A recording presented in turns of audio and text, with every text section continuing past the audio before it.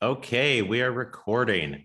I'm Brandon Polite, Associate Professor of Philosophy at Knox College in Galesburg, Illinois, and I'm joined today by Sherri Irvin, who is Associate Dean of the Graduate College and Presidential Research Professor of Philosophy and Women's and Gender Studies at the University of Oklahoma in Norman, Oklahoma. Sherri, thank you so much for joining me.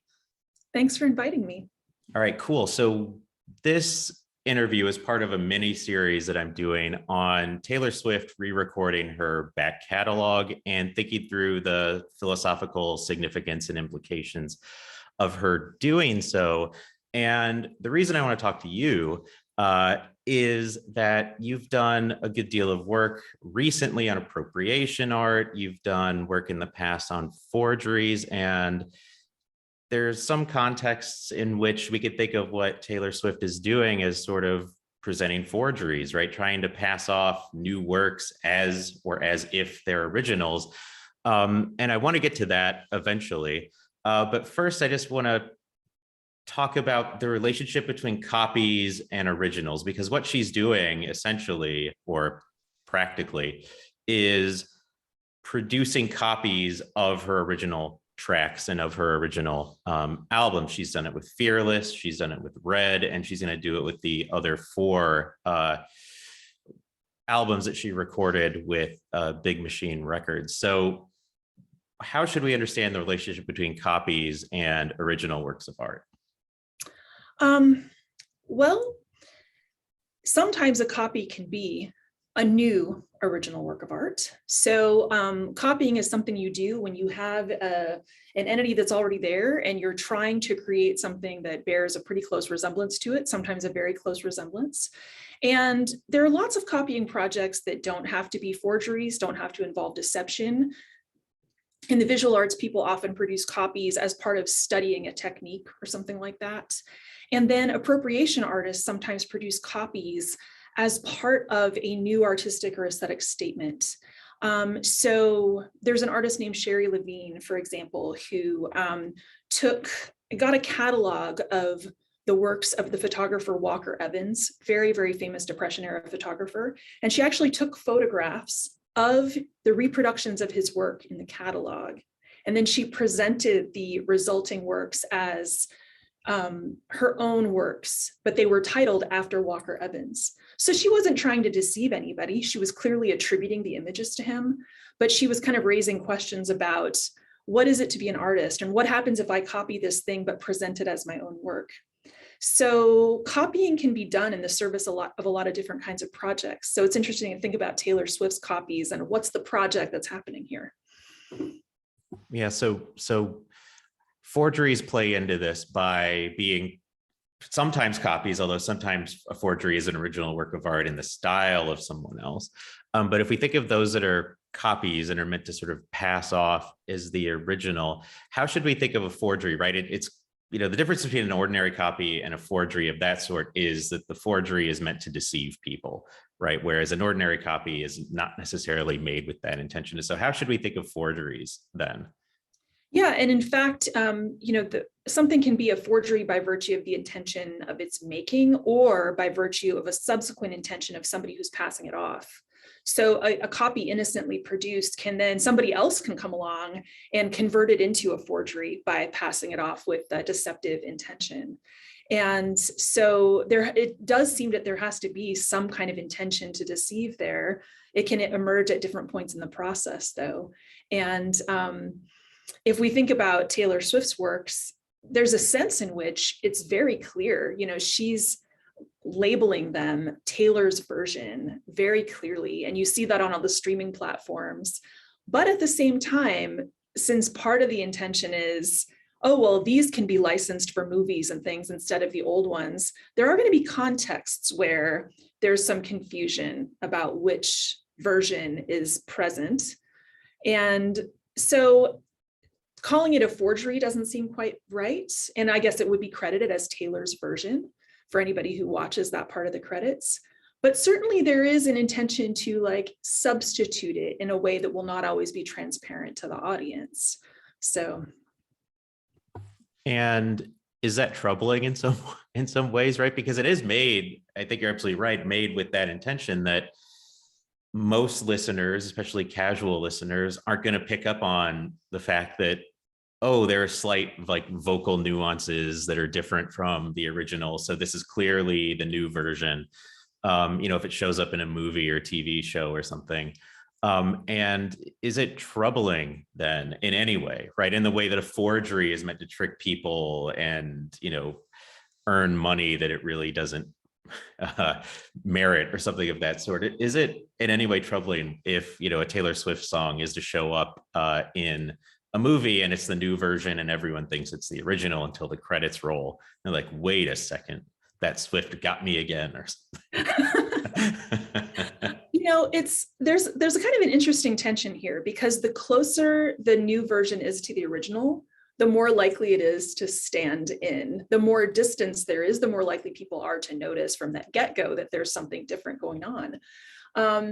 But once it seems to be standing in, some of the subtle differences may still tend to mislead a little bit. And in my early work on forgery, I kind of talked about the way that a forgery that's successfully passed off, that people buy into, may mislead people about, for example, art historical relationships.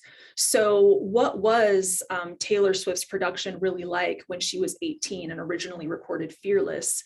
If you're hearing 31-year-old Taylor Swift performing those same songs, and you're taking up subtle aesthetic differences there, but you're attributing them to 18-year-old Taylor Swift, that may mislead you a bit about what's the aesthetic nature of her performance. At the same time, the fact that Swift herself is the artist who's doing this, I think makes a little bit less troubling, right? I mean, if someone else were substituting in a close simulacrum for her earlier work, I think that would, from an ethical standpoint, that would raise more concerns. The fact that it's Swift herself who's kind of playing with us a little bit in this way, I think makes it a little bit more interesting and less troubling in some respects than it would be if someone else were doing it. Yeah, and it's, as you were talking, I was sort of reminded back in the days of Napster and LimeWire and those illegal downloading services, you would often, other people, not me, would often encounter songs labeled as being by a particular group or artist, and then you download them, and so you think it's like a leaked track or something, or a leaked album, or it's an unreleased album that's now being released, and it's an entirely different band. It's like a band no one's ever heard of, but sounds enough like Pearl Jam or Alice in Chains or whatever that it may fool some people into thinking, oh, we're hearing like rare demos of unreleased tracks or something, when really it's just like some indie band out of wherever. and they're clearly, the indie band may not have been responsible for it, but someone's trying to pass it off as the work of someone else. And so there it's troubling in a way that if, a band were to do that themselves, or an artist like Taylor Swift were to, maybe that's not so troubling, and maybe there's something artistically interesting going on there. Yeah. Mm-hmm. So what's the statute of limitations? I feel like the statute of limitations on Napster has expired now, so you don't have to attribute it to your anonymous friend anymore. Yeah, it was totally me, and everyone else. So I'm slightly off the hook there because everyone was doing it. Yeah. So what do you think is artistically interesting about Taylor Swift's project? Right. I mean, it is a project that's financially, economically motivated, right? That legally she doesn't own the rights to the original master recordings. And so she doesn't, earn all of the money from their licensing or from physical digital sales and so forth. And so there's a financial motivation. If that weren't there, she wouldn't be doing it. But there is something I think really aesthetically and artistically interesting. So what do you think about that? The first thing that I want to mention is there's a critic for the New York Times named Joe Coscarelli who made some really interesting comments about this that have stuck with me. And he said when he said he was so familiar with her catalog, he knows like every breath, every pause in the originals. And he said when he listens to the new ones, they strike him very much as being uncanny. He says it's as if somebody came into my house and took all the dinged up pieces of furniture and replaced them with brand new ones. And it's like something just feels a little off when he listens. And so that kind of gets at those subtle differences. And another very obvious difference is that if we know we're listening to the Taylor's versions, the new recordings, the difference in her age when she re-recorded them versus the original, we know that she's relating to this material very differently at the time that she's doing the Taylor's versions. And so we know that when she's singing about events when she was 15, with lyrics that bring in the added wisdom of her 18-year-old self, but she's now performing that as a 31-year-old with so much subsequent life experience. And we bring our knowledge of this changed relationship to our listening, we hear different things. And the timbre of her voice is a bit different too, by virtue of her age. So there's the knowledge that we bring and the aesthetic differences that we detect that all lead to a kind of different experience of understanding what the nature of this version is that she's produced. So I think there's artistic stuff that's interesting on those levels. I also think that there's artistic stuff that's interesting in the specific interventions in the market that she's doing. And I think sometimes it's tempting to think of that as a separate issue. Well, there's the artistic thing, but then there's this kind of crass financial motivation, which we separate from the artistic thing. But I work mostly in visual art, and there have been some really interesting interventions by artists in the market and in the institutional arrangements. And I feel like there's a relationship here. So there's an artist who's often thought of as a performance artist named Tino Segal. And he has some works that involve, the museum has to hire somebody to put on a certain performance. But he tells them, I'm not going to give you any written instructions or any recording about what the performance is like. I'm only going to tell you verbally. So get everybody together. I'm going to describe to you the parameters for this performance, and you have to remember it. And you can't create an institutional file that records the nature of the performance. You have to keep this knowledge alive and circulate it orally. And the only documentation that changes hands is, I guess they give him a check, but he doesn't give them anything. So he's intervening in characteristic market structures and institutional arrangements for how artworks exist and are safeguarded in the world. And he's doing that partly to kind of question these arrangements about who owns what and how do they own it and what is it to own it. So in the visual arts, there's a kind of robust tradition of work like that. And I see Taylor Swift's maneuver here as being kind of similar. She is, as a person who is at a very different life stage than when she first wrote and mastered these songs, she is taking ownership of her material in a way that represents her sense of agency now. And I think since so much of her work is about relationships of power and exploitation, it kind of feeds into thematically what we should see as going on in the works themselves.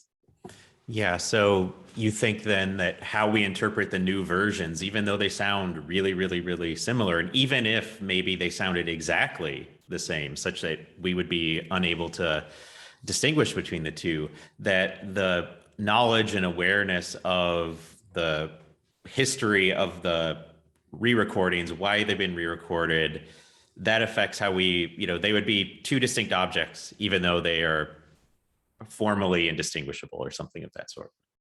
Yeah, I'd be inclined to think so, though I do think that it is noteworthy that they are not indistinguishable. And of course, she also added on each of those new albums, she added some additional tracks and that sort of thing. So that does make it different from a case where, oh, we really just have simulacra. Yeah, so an example of that sort, or at least the closest one I can think of, is Def Leppard, right? The British glam metal band from the 80s. In 2012, re-recorded two of their songs, Rock of Ages and Pour Some Sugar on Me, from I think their 84 and 87 albums, although those dates are probably slightly off. They re-recorded those two tracks as a way to thumb their nose at their record label, sort of similar to the Taylor Swift situation, right? That we don't own the masters, we can't license them. And in their case, I think it was Universal Music was the record company who was refusing to release their albums on iTunes, right? So they were losing out on digital sales. And so their thought was, let's just re-record our stuff. And unlike Taylor Swift, who I think is aiming to slightly improve on the originals, they were aiming at complete sonic duplication. And so Joe Elliott, the lead singer, trains himself vocally to sing like he did 30 years prior. You know, he's in his 50s now, and now he's trying to sing like he was in his 20s. And if you compare them side by side, you know, unless you're really, really, really paying attention and maybe using sophisticated audio equipment, like oscilloscopes or whatever, you're not going to tell the difference. So in that case, like I would say it's as close to complete identity as you possibly can get, at least of the sonic properties. And so with that, what do you make of a case of that sort, I guess? So I have some limitations here because I don't really work on questions related to music. And I think there's a whole literature related to covers and that kind of thing. And I know you had P.D. Magnus talk about that in this series too. For me, a lot hinges on what the art form at a given historical moment is prepared to tolerate. And also, what are the specifics of the intention of the artist in what they're doing and how they understand what they're doing. In the case of Taylor Swift, it seems very clear to me that she understands herself as generating new versions of these earlier works. She's not just aiming to copy them. She is doing something new that she is labeling as Taylor's version. And so I feel like she's expressing a kind of sustained intention that these works be treated as separate works. And this kind of relates to, like, Gerald Levinson talks about how an artist can have a categorical intention that helps to determine the ontological status or the art form that their work belongs to. And I kind of see Taylor Swift as doing things that exhibit a categorical intention that this work be treated as distinct from the earlier work. And in the Def Leppard case, it just kind of seems less clear that that's true based on the details that you provided. So I don't, and also I would say things may have been a little different in the 80s than they are now in terms of artists having some recognized authority to reclaim some of that property that belonged to the label before. But I don't know enough about that. And I feel like a lot of that is for kind of historians of these artistic movements to dig into, to understand what is the right way of thinking about those maneuvers in the context of what's going on at the time. Yeah, I got you. So yeah, I mean, Def Leppard, a few other groups, artists have re-recorded tracks here and there, or they've re-recorded like greatest hits compilations. Taylor Swift, as far as I can tell, is the first artist who's recorded a studio album in its entirety, plus bonus tracks. And she's done it twice, and she's going to do it 4 more times. And so, yeah, so here's a question. Do you think that the meaning behind a particular song changes on the Taylor's version, even though it's lyrically the same, being sung largely in the same style, same manner? Do you think that the meaning changes now that it's 10 years later, 12 years later, 13 years later, being sung by a woman in her early 30s as opposed to an 18-year-old? Do you think that how we interpret the meaning is different, even though lyrically they're the same? You know, I'm kind of inclined to think that, yes, it does make sense to bring a different interpretative lens to this and to treat it as kind of a distinct artistic production in a way that goes beyond just if she were performing these songs in concert because her fans still like to hear them. I think performing songs in a concert setting or sort of, you know, from one's catalog is a little bit different from this very sustained and extremely ambitious and detail-oriented project to re-record this whole catalog. I do think, you know, it takes me back to a famous short story of Borges that's called Pierre Menard, author of the Quixote, where he imagines this author who looks back to Cervantes' Quixote and ends up kind of writing some text that duplicates parts of Don Quixote, but doing it out of a different artistic intention. And when we read Pierre Menard's production, even though it's the same words, they're coming from a different historical moment, and they may seem like archaic uses of language. Whereas Cervantes, of course, never meant it that way. So I do think that when we interpret Taylor's versions, it makes sense to think of what is this older Taylor, how is this older Taylor relating to the material? And of course, the fact that she recorded extended tracks of some of the earlier songs and that sort of thing, I think encourages us to consider the relationship of the current Taylor who's singing to the material, that it's different from the original. I think it's interesting along those lines, right, that she might be an artist who's dismissed by some people as just a girl writing songs about boys, right? And maybe that's true as a teenager. I think even that would be reductive and problematic as a interpretation. But yeah, sort of revisiting and re-inhabiting her 18-year-old self as a 30-year-old, I feel like that has to be really interesting. And especially, you know, as you mentioned, that this project is really about, you know, not just the financial thing, but it's an expression of her agency and autonomy as an artist, which, you know, as an 18-year-old in the business recording your second album or your first album, you know, you get signed when you're 14 or whatever, right? You don't have much in the way of autonomy or agency. And now she's in a point in her career where she's got lots of it and she's going to use it. And, you know, any song that she wrote about independence, which I think is a common theme throughout her catalog, right? Like the re-recorded versions are going to be much more meaningful with respect to that theme in a way that other themes maybe, you know, recede into the background or something.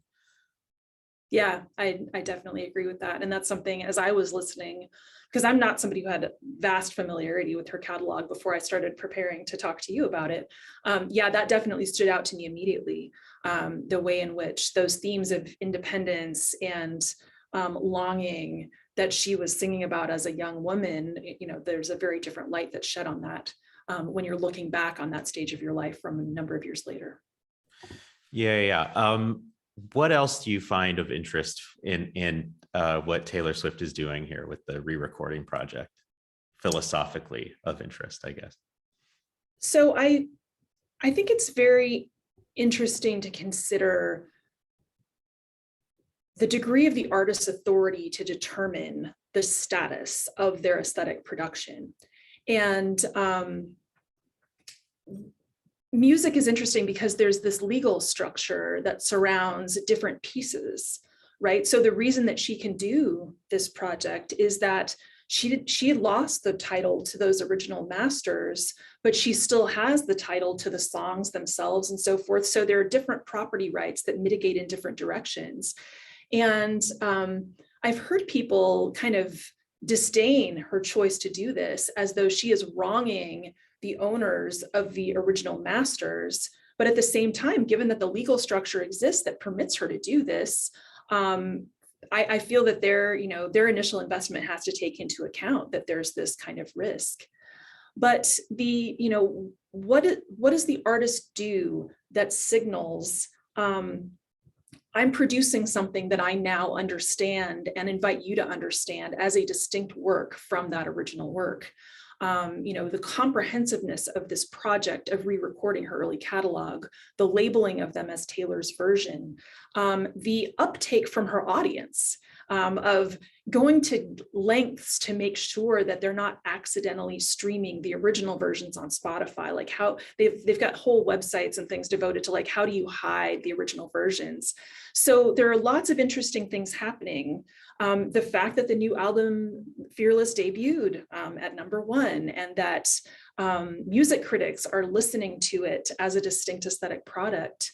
There are lots of different things happening in the kind of social institutional sphere, including her own choices and her own communication that lend themselves to thinking, hey, even though this is really close, and even though there is this tradition of performing your earlier work and just having that be a performance, in this case, she seems to have done something that rises to the level of being called a distinct kind of compositional work instead of a distinct performance work. And I really enjoy thinking about the structures that allow an artist to make those determinations. Yeah, right. It's interesting that it's a distinct compositional work, and yet compositionally it's identical. And we typically think of this in terms of music, right? It's, like Sting doing a lute version of some song by the Police, right? Or, there's an acoustic version of the song, so there's a change in instrumentation, there's a change in key, there's a change, all these changes, right? Whereas in Swift's case, the changes are incredibly subtle, such that you have to be paying attention to notice them. And so it's interesting that they are distinct works compositionally, and I think that's absolutely right. And yet compositionally, they're, at least at sort of the formal level, they appear to be identical. Mm-hmm. And I really do think it's a function of the historical moment that we're in, that it's possible for artists to do things like that. And in the visual arts, there are just things that artists are able to do now that they couldn't have done 150 or 200 years ago. This started back in the early 20th century with Marcel Duchamp, like going to the hardware store and buying a snow shovel and then hanging it from a wire on the ceiling and saying, this is my work in advance of the broken arm. That's not something that an artist could have done and received uptake for at earlier historical moments. But now we have this historical moment where there are these conceptual maneuvers artists can make, and there are these direct interventions in market and institutional structures that might not have received uptake as distinct works at earlier historical moments.